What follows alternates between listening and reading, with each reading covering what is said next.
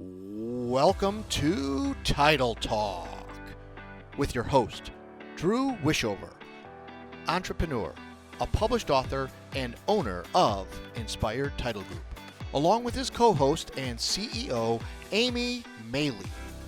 Each week, they offer you some laughs, industry terminology, tips and strategies, along with the occasional real estate professional to help educate you as it pertains to buying, selling, or just plain old homeownership. Thanks for spending time with them. Now, let's jump into today's episode of Title Talk. Good morning, everybody. Good morning. Welcome and thank you for tuning in to Title Talk. My name is Drew. And my name is Amy. Today we've got some fun things we're going to talk about. We're going to talk about plats of survey. Surveys. A little survey chatting today. So we're going to kind of give you guys some And it's going to education. be cool. You guys are going to learn a lot on this Yeah, one, I think. I mean, things in terms maybe you've heard and why to use them and what they are and what you need to look out for when you're buying a house or putting up a fence or building a deck. So we're going to kind of jump into some of those things here in a little bit. Building a but deck. in the meantime, we just want to thank you guys for tuning in every week. And just if you guys are enjoying this and this is something that is exciting for you guys and helpful, please do us a favor and keep this thing running and keep us growing by subscribing and putting out some kind words, give us some reviews, some comments, all of that fun stuff.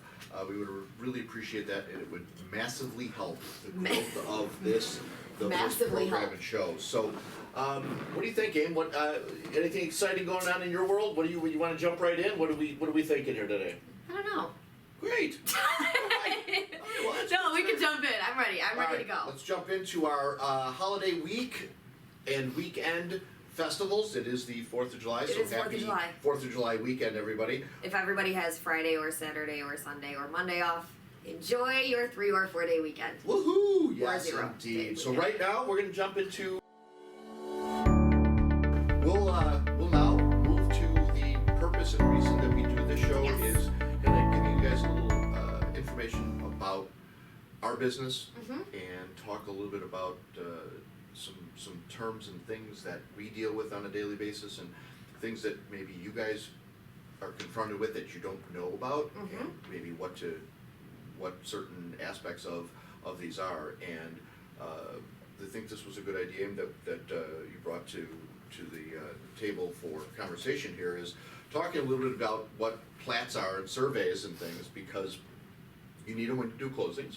Oh, yeah. Right? Obviously, when you refinance your home, you don't. Correct. But when you're doing a buy-sell, I think it's an important document, important piece that is required for buyers and sellers and lenders. And it's actually crazy because right now we're dealing with one where the sellers had a survey from 1996. Okay.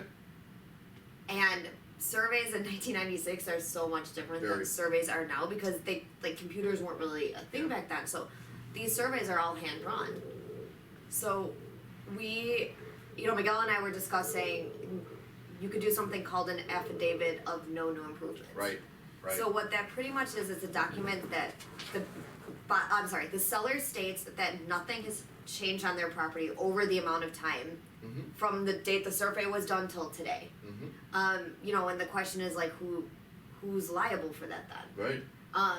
So there's so many ways of Yeah. how that works with surveys, and because theoretically if a seller is saying nothing has changed, Yeah. and something has, it can't come down to us.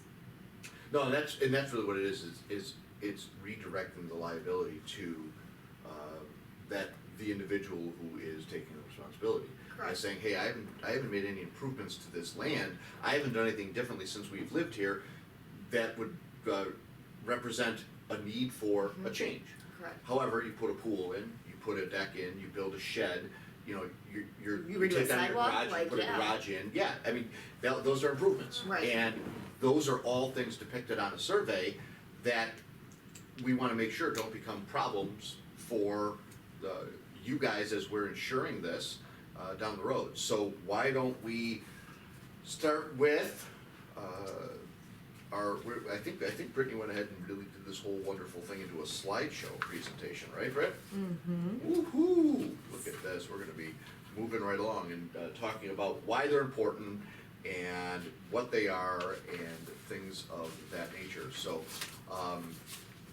First slide is coming up. first slide is coming up, and Drum roll, please. oh yeah, the excitement is, it's just, Ah. there we go. All right. So obviously, why are they important? And It's above your head, so you can talk about it. I can.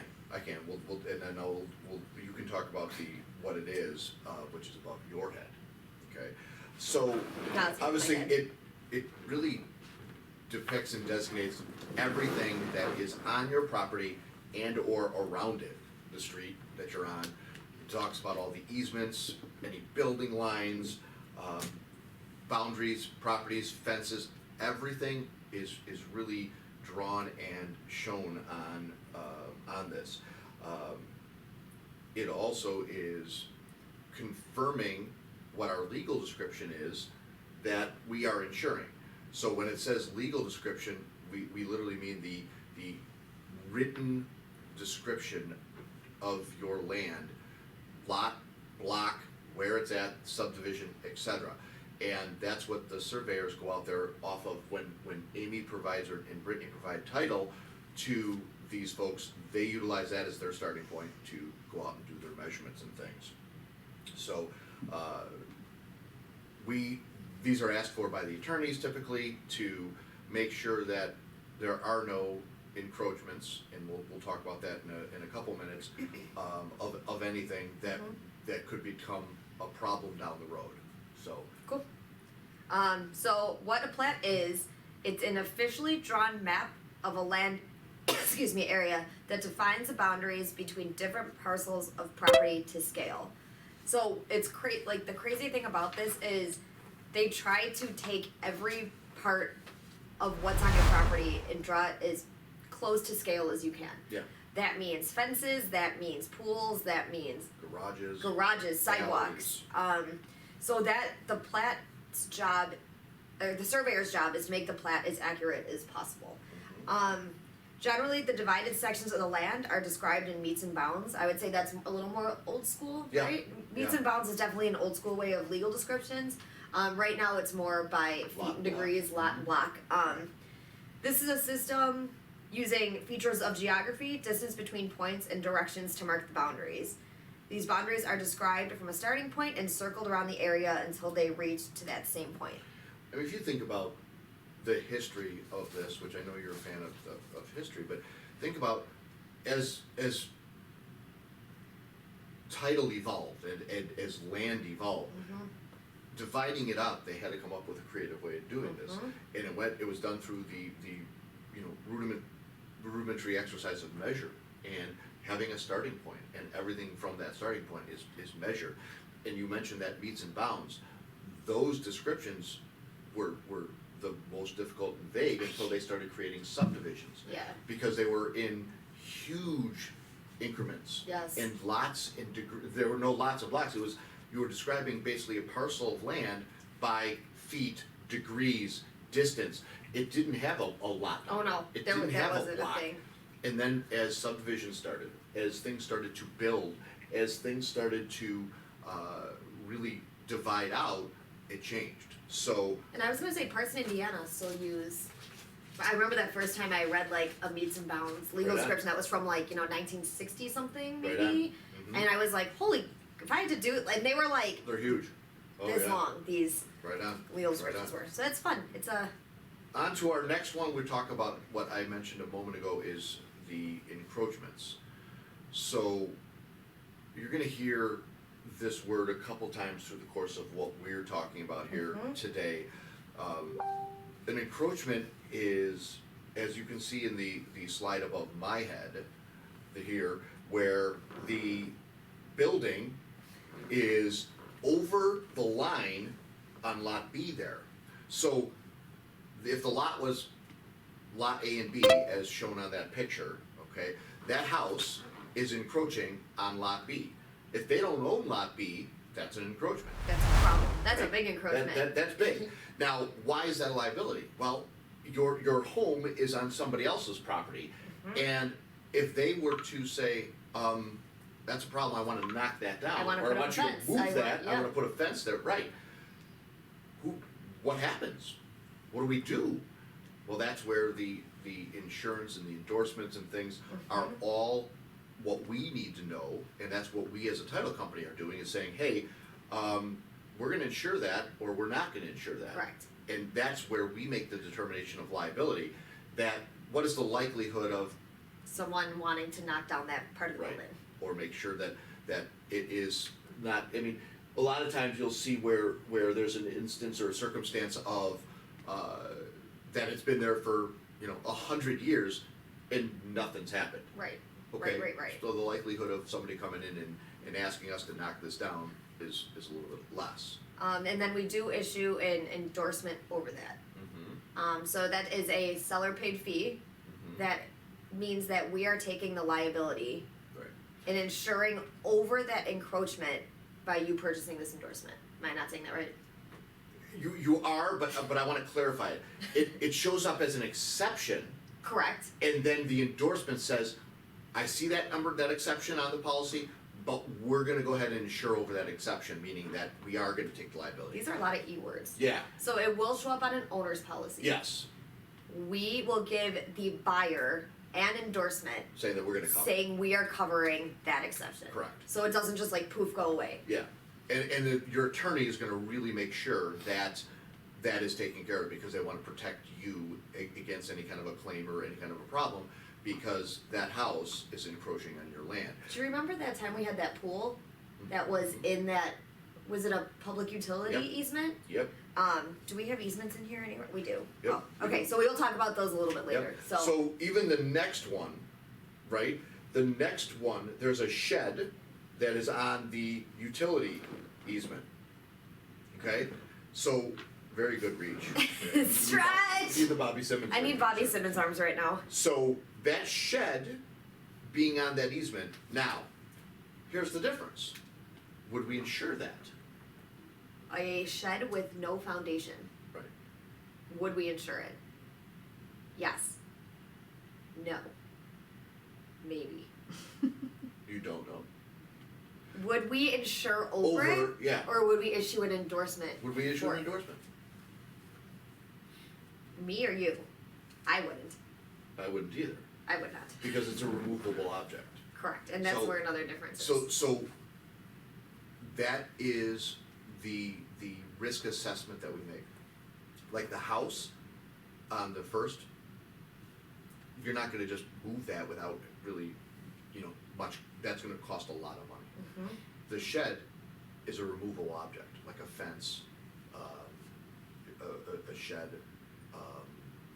you put you build a garbage can, shed over there, or whatever you do, all those things can be removed. We're not gonna take any kind of liability, So when you say we would not insure over it, meaning, so now that's gonna show as an exception, that It will it's on the show- policy, that there is a 10-foot public utility easement. And the fact that we've shown it on there, that there is a encroachment of that, because there's a shed on it, if anything happens, like Comcast comes through and says, hey, I gotta get through that easement, and they go ahead and drive their truck in, Through it? right through your shed, you can't call and say, well, I'm insured for that because you guys said you'd cover it. No, what we said is, we noted it, it's on there, but we're not insuring it, because that's a utility right of way. so what if a buyer requests an endorsement for that? It's We would not- just say no. Yeah, it's Yeah. not an insurable, because it's a removable thing. Right.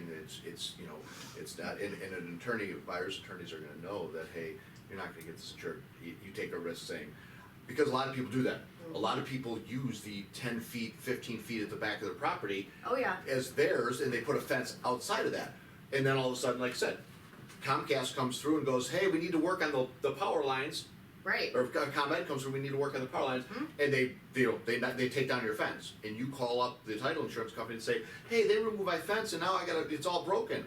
Yeah, sorry, it's not our problem. That's not us, That's not gonna be something we're gonna deal with, so. for sure. Again, that's the difference of knowing that, if you're gonna utilize that space in that easement, and you'll probably know this too, if you've ever gone for building a deck, or building a shed, or making any kind of improvements.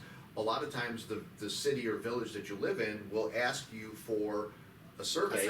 To right. make sure that you're not, encroaching on any of those spaces. Yes. So, that is a quick little encroachment summary, we'll go on to the next one, we're boring people with this stuff here, but I think it's. This is really important. This is really important stuff It's to. super boring, but it's super important to Yeah, what this is stuff, it so, is. I mean, the next topic is equally as important, and it's building lines, and, you'll hear these, especially in the new construction world, with regard to, where does the house go? Mm-hmm. Okay, and we know this with our development team, it's something that I've bought several lots, and, we need to determine the building lines, which tell us ultimately where that house can be located on that property. And what does that mean? It's, they usually they'll say that it's gotta be so many feet off of the front, or so many feet off the back. Or the sides. So Side now, lot lines, the yeah. architect takes the drawing of the house and has to shift it, move it, etc., so that it fits on the lot.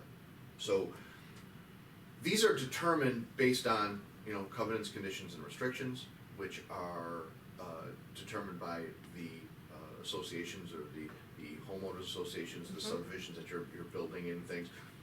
They like to have a sidewalk out in front, they've got a parkway or an easement up in front, so you add up all of those distances and say, hey, okay, now the house has gotta be 20 feet from the street.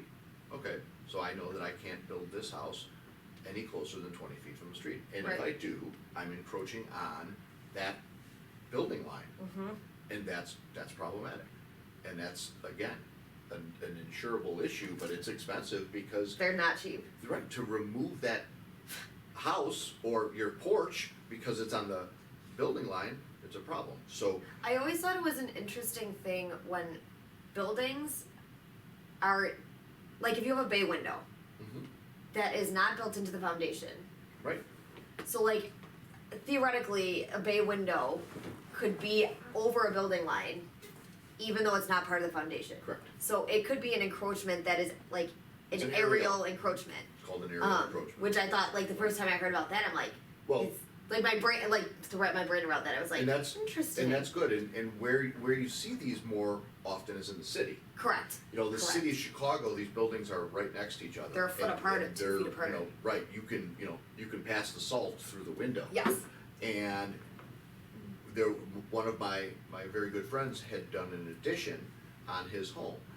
And his addition went a little bit wider than what the footprint of just the house was. So he put on a second story, and he went out 2 feet on each side.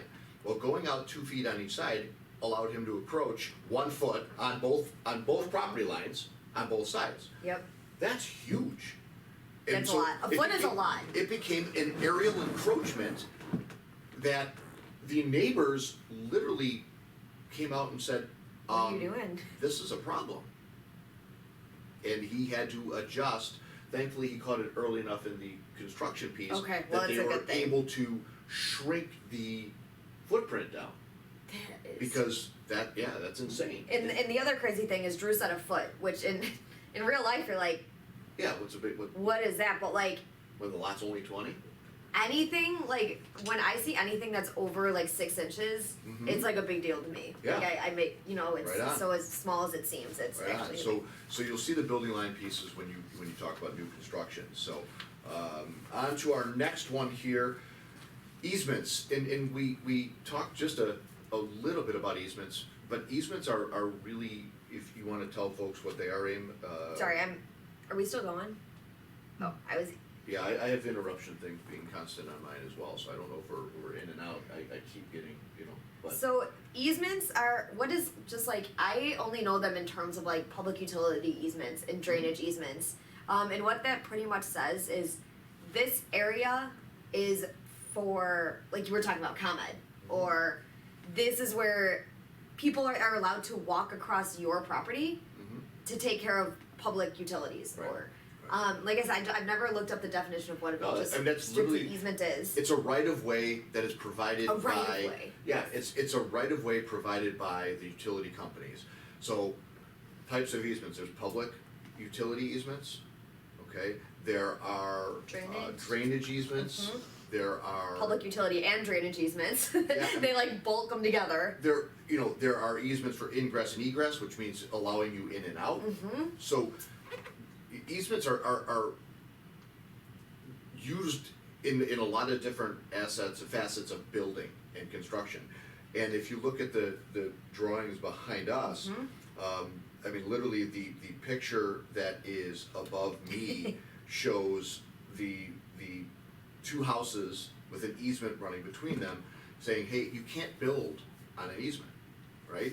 Well, you can, however, the risk is high, Correct, it's much higher than you know? building on your lot without. If you're okay to take the risk of putting your fence and closing in that area that is an easement because now your yard looks bigger, that's fine. But be prepared when the utility truck's gotta get down that easement because there's a storm, they're not even gonna stop, they're gonna drive through your fence.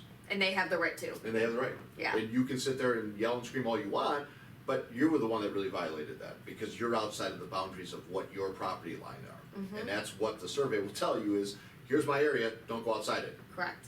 And if you do, there are consequences, and that consequence is that. So that's not gonna be something that the title company is gonna take liability or responsibility for. That house that we did in Maywood, did we have a shared driveway? Oh, that was an agreement, that was not an easement, Yeah. sorry, that was a different thing, but No. I remember this refi we were doing, it had like a shared, or it had like a driveway through the back that they had an easement on, Correct. because the one driveway was, like an easement was recorded on like 4 Yes. properties. Yes. So Yes. it's not only something that shows up on a survey sometimes, it shows up on a recorders, but we're talking about these Well, survey ones here. You can record the easement agreement Yes. between two people to allow access to the, let's And that's say, what it was. It's a common driveway. Uh-huh.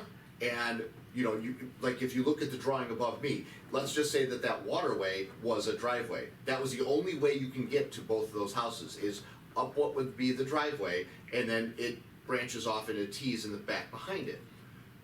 There would be an easement agreement between Yes. both owners that says, hey, we both agreed That we can both congruently use this. use this property for the access of our homes. And people do that because maybe the house gets to be a little bigger, when you don't need to put 2 driveways then, if it's and this one was like a townhouse. Right. So, you both share the same driveway for the townhouse, because then you get, 20 feet there, 10 feet that you would lose putting another driveway And in. you just hope that your neighbors remain Are friendly super cool. forever. Yeah, Because if they move and somebody that you are, not friendly with, they can really cause trouble in a rift with the Yes. use of that driveway. don't watch Fear Thy Neighbors on ID. There's some scary stuff on there relating to shared land and not shared So land. building easements, there you go. Now, then there's building setbacks. So these are imposed on property owners by, Like HOA, whoever, like- whoever created these subdivisions. And these are done through ordinances, and these are done through building codes. Different villages and different towns have different rules and codes that you've got to follow. And you gotta be so many feet from the side of the lot, so many feet from the front of the lot, and by the way, there's an easement running through the back of that lot. So the ones that are probably the most frustrating are if there's an easement that is kind of running diagonally through your lot. That could happen? That can absolutely happen. It's not That would common, blow. but for example, let's say you wanted to put a pool in your backyard, but there's an easement running diagonally through your lot. You just bought that lot knowing that you can't ever do anything in the backyard. Or you can do it, but no one will insure if anything ever Right. happens to it. So you dig your 40-foot wide pool 10 feet deep, and now all of a sudden there's a problem and they A gotta do bulldozer's something with coming. that easement. That's brutal. That's $70,000-$80,000 of oops. And that's not a claim to the title company. is The title not- company's gonna go, sorry, thank you so much. So the importance of a survey is to read it and understand it, and that's what we're trying to help you guys do here through the property, through the conversation of these different things that you see and look on a survey for. So I would suggest if you're buying a home, you never do it without a survey. Yeah, I mean, for sure. I think that's, and I mean, even if it's a 10-year-old survey and you get an affidavit, that's fine because then you're Right. protected, but like, I would suggest to never buy a home if you don't have a survey. And I think your attorney will absolutely, suggest that as well. And I think that, your friendly title company folks are going to look at that and really, fine tooth comb it and say, okay, this fence is a problem and watch out for this. And it's not, it happens and it's out there, but it's not tragic. It's not something that is gonna be a deal breaker. Right. And in some instances, we've seen it. It has been a deal breaker because maybe the buyer doesn't wanna take on that risk of knowing that we're not gonna insure that shed that is on the easement. So they're going, I don't know if I wanna buy the house because if somebody comes and knocks it down, I don't wanna have to deal with the incurring the cost, and that's up Right. to you. That's Right. a personal decision. But we're telling you what the professional opinion is. Yes. We're not gonna insure it. And that's like even buying houses as is. Sometimes they say as is, no surveys. And Right, you'll usually find right. that in like either investment properties or, right? Yep, I think very that risky. would, yeah, and that's, The investment, That's terrifying. the flippers of the world Yes. coming in going, as is, where is, how is. yes, Well, how do you know that they built it and put it in the right spot? you You hope, don't. that's, What was that one that we did? We did a one where the survey, the building line ran right through the middle of the building. yep, Literally Yep. ran right through the middle of the building. uh-huh, Guess what? That deal fell apart. Because It- why would the buyer buy when oh, half that the was that building- restaurant with that Yep. parking lot that was, yup, They thought they were buying the parking lot. Well, the parking lot was, had 3 feet of a building on yeah, it, I mean, the parking lot land, which they were just thinking that they were buying, the survey for the parking lot said, oh yes, you had parking lot and you have 3 feet of the building that is encroaching on that parking lot. That's what you'd be buying. Well, they can't do anything with the parking lot, Nope. they can't knock the building down. I mean, check that. They They could, they buy that parking lot, they could force that person to do that. But wow, talk about a. to making enemies with the neighbor. Yeah, a process in a court proceedings and the difficulty of all that. Cause that building's, cause like, it's weird, that building's been there for Right. 80 to 100 years, Mhm. and like that's. Was it vacant? No, the building was occupied, wasn't it? It was like a diner, it was Yeah. like a restaurant Yeah. or something. I mean, again. That was when importance- Brittany first started working here, Mhm. do you remember that one? That is the importance of a survey, that is, you'll hear them called surveys, you'll hear them called plat Plats, surveys. yep. You'll hear them, there's a difference between a plat, just the word plat, because a plat map usually talks about a whole subdivision. The entire drawing of something. The survey is really down to the individual parcel that you're buying, so, I bet you we can ask most of the folks today if they know where their survey is from their house that you bought, and you're gonna probably go, yeah, it's probably, hopefully it's in my paperwork when I bought it. Mm-hmm, Yeah, and if it's not, it's a $300 to $400 Oh, yeah. to $500 expense to get a survey done. But knowing what's on your land is worth that couple $100 before you do any kind of improvement to it. Joe and I got into a discussion about surveys this past weekend when I was cleaning out the house, we were deciding like, we were looking at our garage and where are we gonna put firewood, and Yeah. all this fun stuff, and he's like, yeah, we have an easement and it counts from the back of our garage to the outside. I'm like, I mean, you're right, that we do have an easement that Right. goes from the end of our lot line in. Right, No, it starts at our garage. I'm like, okay, right. it doesn't, but Right. they always measure easements from the outside of your lot in, Yes. just so you know where that magical number is. And we were both right because It's it pretty much ends by the garage, but it's a different conversation, right? it was one of my, I do this for a job. Like, Right. just, can you please trust one thing I say? And it's it is important to know it, so I hope that was helpful and beneficial for you guys to Always get a little bit- survey. Yeah, a little bit of information. If you have any questions about this, if there's something that maybe is lurking in your mind with thoughts, bring it up. We're definitely here to help you guys out and answer any questions that you have. But that will be our title talk about surveys for today. So If your brains are still with yeah, us, if you're and still hanging that out was with a lot. us, thank you so much, and we'll keep on moving through our show that is just action-packed and full of fun. That's what we do here, right? Action-packed and full of fun. We are the title company that cares. We are. Doing things the inspired way. So let's wrap this bad boy up. We Let should. people get out to their weekend. We should. All Quote right. the day. You don't always need to plan. Sometimes you just need to breathe, trust, let go, and see what happens. That is I'm a planner, Mm-hmm. so I'm trying to heed my own advice, and No, I think we all need those. And here's mine, and it's something that I preach as well to family and friends a lot, is don't look back. You're not going that way. It's real simple, folks. So, hey, why don't you guys do us a favor and have a great weekend? Enjoy the holiday weekend. Be safe. a holiday weekend, Be safe. we're off Monday? No, be safe. I know. Get Wishful out there thinking. and just no sleep, no rest for the wicked. But I have a golf outing, so I can't complain. Good. Well, we hope you guys enjoy this, and as much as we enjoy doing it, please subscribe, like, do all the social media things that really help us grow. YouTube, this will be out there. We're really revamping and changing up some of that, so stay tuned for some conversation about that. We're gonna bring this to a simpler format. So until next week, guys, have a great weekend. My name's Drew. And my name is Amy. We are Inspired Title. Take care, everybody. Well, that's it for this week's edition of Title Talk. Be sure to head over to our Inspired Title YouTube page, subscribe, like, and follow the team on Instagram and Facebook. Join us again next time for more tips and knowledge from the industry pros. Thanks again for listening.